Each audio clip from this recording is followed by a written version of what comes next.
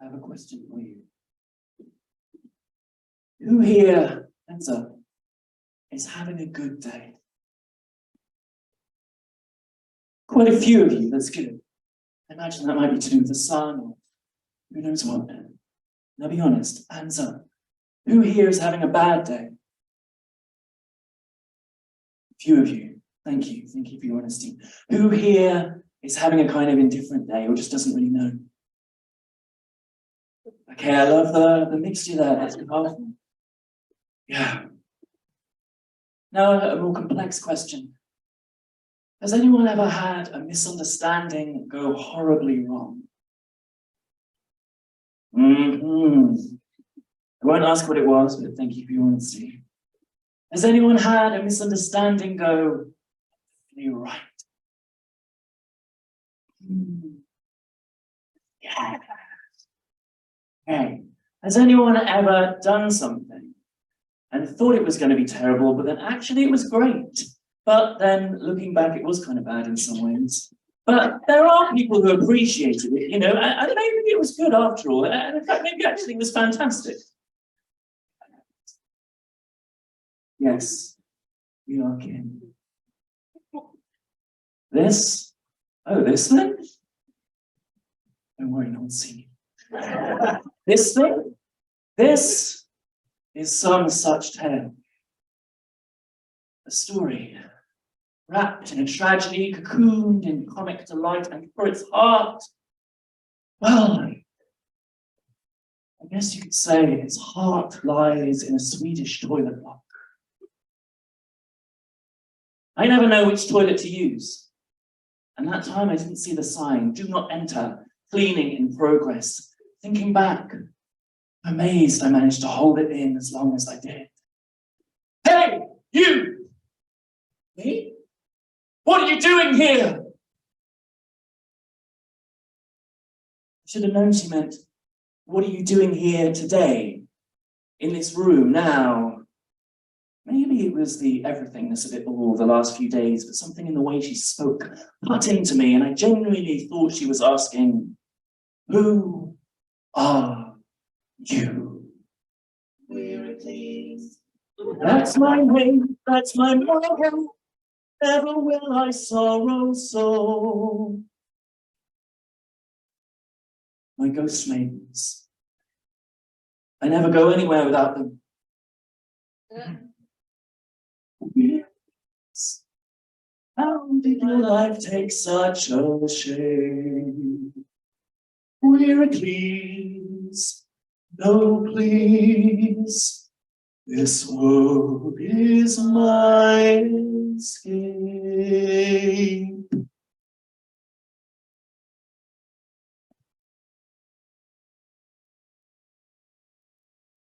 My name was Quentin Erica Cleese, or as a friend once jokingly called me, Wearicles, like Hercules.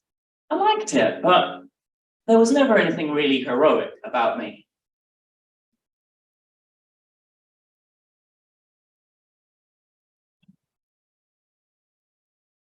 Back then, all day long, day in, day out, quiet as a mouse.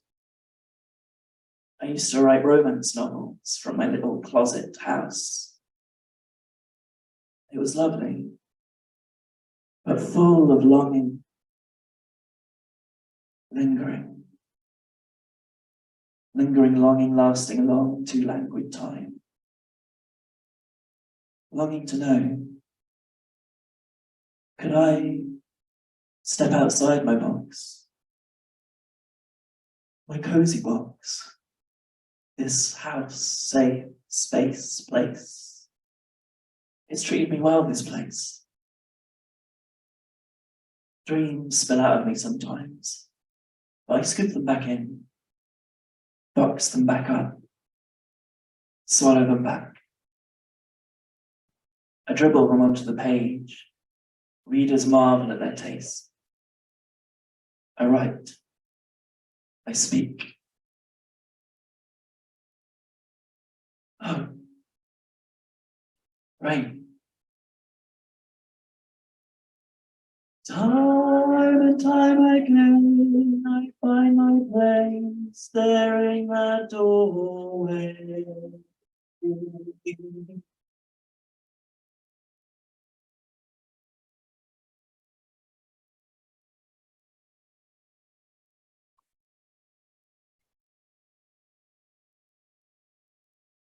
Right. I bet you're wondering why I look so amazing. I am going to the Wild Tiger Club. I'm wearing a corduroy semi-sequin demi-hemi semi-dress, velvet asymmetrical sock bottoms, and a painted my knuckle tops. Painted like a peacock. My style is on fire. This is me. Me I never get to be, never got to be, maybe never will be, but here I am. I'm going to the Wild Tiger Club. I've never been to the Wild Tiger Club. I've never been anywhere like this. I want to go. I wanted to go. I wished to go, but I didn't know. I didn't go that night. I don't live lives. I just write them. That night, I locked the door. I turned to go. I've been here before, you know, 1,000 times. In different lives and always the same. I always think one day I will step out. I will change. And maybe if I did, life would never be the same again. Well, maybe it would. How would I know? But today, I don't. Sit, I write. Sit, I write. I draw, no hope. I sit, I draw, I dream. Tonight, I dream. Tonight, tonight, tonight, I lock the door, I lock the door, I lock the door, I lock the door, I lock. Tonight, I dare. Hair shimmering in the rain swept tonight, I dare to jump, to step outside, to run into the wilderness, to dare. Every fibre of my heart running to the beat of my terror, and scream into the rain. Let me out! Hands up. Who here remembers a moment in your life where you stepped outside of yourself? I'm not going to ask you about it. Now, hands up. I want to see it in your eyes. Thank you. For me, it felt a bit like, I want to go. I want to go. I want to go, but I don't want to go. I want to go. I want to go, but I don't want to go. I want to go.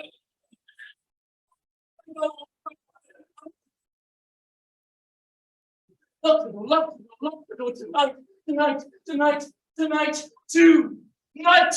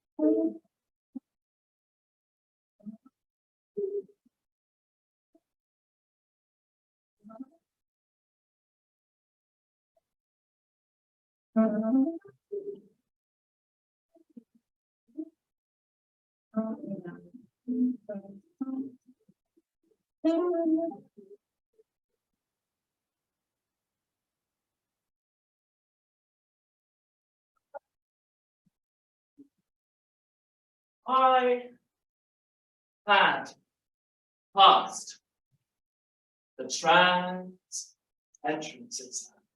No one passed the trans entrance exam. Forget you guys. Simon smiled. We would accept you if there was this guy. He was mostly really nice, but there was a party and he had all these fish heads mounted on the walls like hunting trophies. He was trying to chat up this girl, Clementine. Or so I thought. Clem and I had been discussing the local fishing industry, as one does. And when she left the room, Simon just lost it. He pinned me against a wall. That, angrily.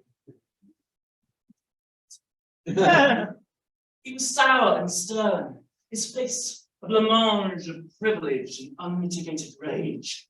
Don't think I don't know what you're trying to do. Keep your hands off Clementine, she's my I mean, if she wants you to, which I'm sure she does, see between you two. I think she likes you, and I can tell you definitely do. His pickled beetroot face turned pale and grey. His eyes started twitching, and he grimaced in pain. You guys, I said that. You, it's a casting spell. He somehow cursed me. I don't get people like you. It turns out Clementine was his daughter, just getting back from university. Then he smiled, a Labrador. And suddenly we're friends. I think I hit a nerve. And I pick your brain about how this gender stuff went. He gets me a drink.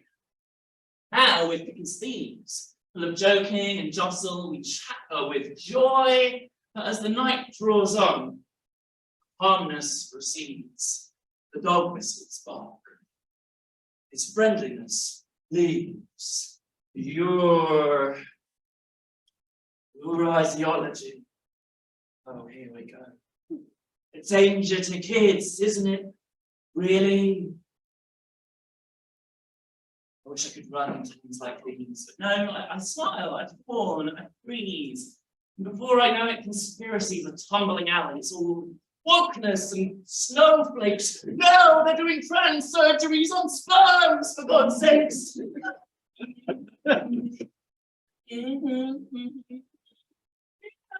Delusions snigger into my spinal cord. His words reek. Get them out, a stain in your favourite dress. His perspectives dip me in bitter syrup. Twist my skin oily and wet, and all those fish heads frozen in shock. These the other transes. The ones who lost. Didn't live to tell the tale after Simon Smythe chewed their ears off. Now he's mocking Amy's fashion sense.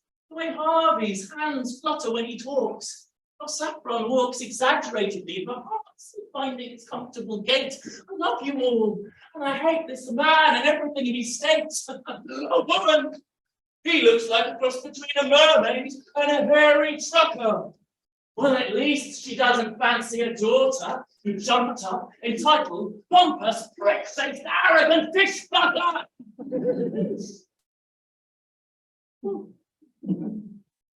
This is what expressing emotions is. Get used to this. People started treating me differently. There goes the trans girl who stood up for us, who shouted back, who doesn't put up with any bullshit. Don't cross me. I have grown a backbone. Strong. But something started to feel wrong.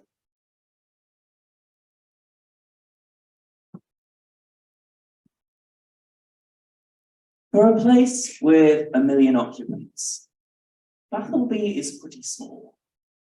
You see, Charlie, who's Derek's brother, the one who shot that pigeon that time, is friends with Cheryl, whose sister's Claire, the one with the hair. She's dating Mark. You know the guy, the tall one with the lopsided brow? Anyhow, he's married to Steve, whose second cousin apparently told Bethany I'm not to be trusted. I heard this first from Caroline Bluff, whose sister Becky said I'm stealing from the kitty in the church canteen. Don't even go to church. For some people, that's even worse. Then Peter said to Clive I'm sleeping with his wife, which is obviously a joke because he doesn't have a wife. But then word got round and his wife found out. It doesn't make sense. And I tried telling Shelley, but his sister says I'm jealous of her boyfriend Pete. Now there's 14 rumours running wild in the city, and at first I was sitting pretty shaken on the privy and the walls were closing, and I didn't know how to begin to unravel this mess. How to stop a rumour running rampant in your head, in the places you frequent. How to stop it, how to spot it, cut it off, kill it dead. I'm not a monster, I'm a writer. But they say I'm a pariah, an impressor, a confessor of untruths, an igniter of conspiracies and ill intent. Pericles, how do you hide empirically when you are so pushed apart by all these beings?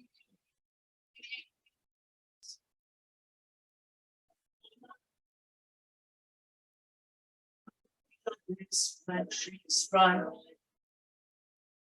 just trying to keep myself within my means.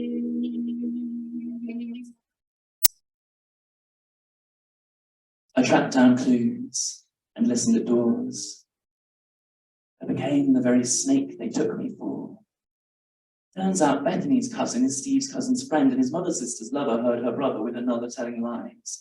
And this other, to my honest great surprise, well, his ex-wife's daughter's dating Clementine, the woman I was accused of wanting to wife, the girl whose father's Simon Smythe, that dude with the fish heads. No wonder why my life's been unraveling. He's well connected, is Simon Smythe. Be careful who you stand up to, even if it feels great. I adore this city, but I'm getting quite irate. Now the rumours are spiralling and twisting into knots. No one knows who to believe anymore. But that's not stopping them. There are those who say I'm stealing. I've heard some call me a whore. I'm a plagiarist, a has-been listening at doors. I'm spying for the Russians, or the Chinese, or the Dutch. I'm a hedonist, a Satanist, a bully, and such a voracious lover that a guy I went on one date with happened to say I'd stolen his heart. And now there are people saying in hushed voices, eyes wide with amazement, I run an illegal organ harvesting syndicate out of my basement. I can't handle it anymore. I can't live in this mess. This world isn't big enough for me. There's no place for Erica Quentin Cleese in this turbulent city. I packed my bags and left with a spring in my step. Fly away free to a new place to live as me. Now this plane is Love in View. The rest of the story to be continued. Thanks very much.